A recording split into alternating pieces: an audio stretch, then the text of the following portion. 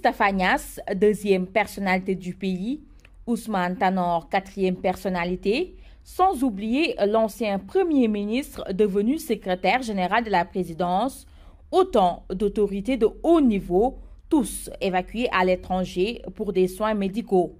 Et la liste ne fait que commencer.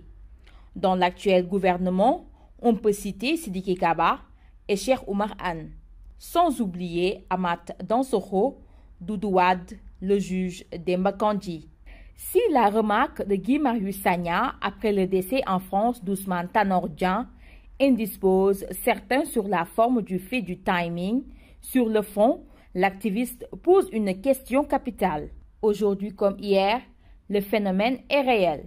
Il met au goût du jour des aspects essentiels du système sanitaire sénégalais.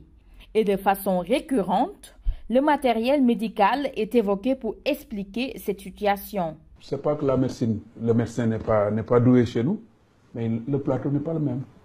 L'offre de service est complètement différente.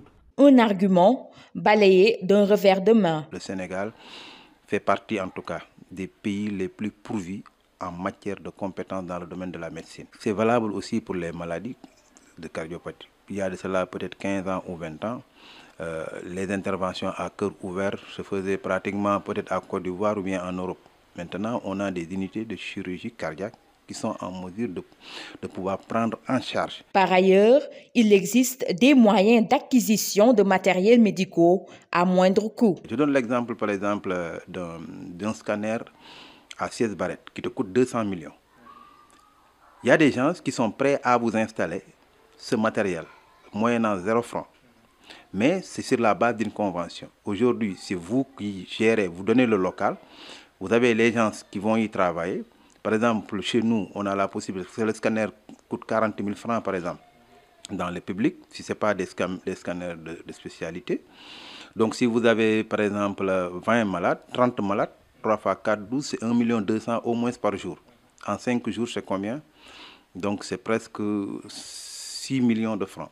Donc avec 6 millions de francs par semaine, parce que je parle de 5 jours ouvrables, parce que le samedi et le dimanche, pratiquement, les gens ne travaillent pas.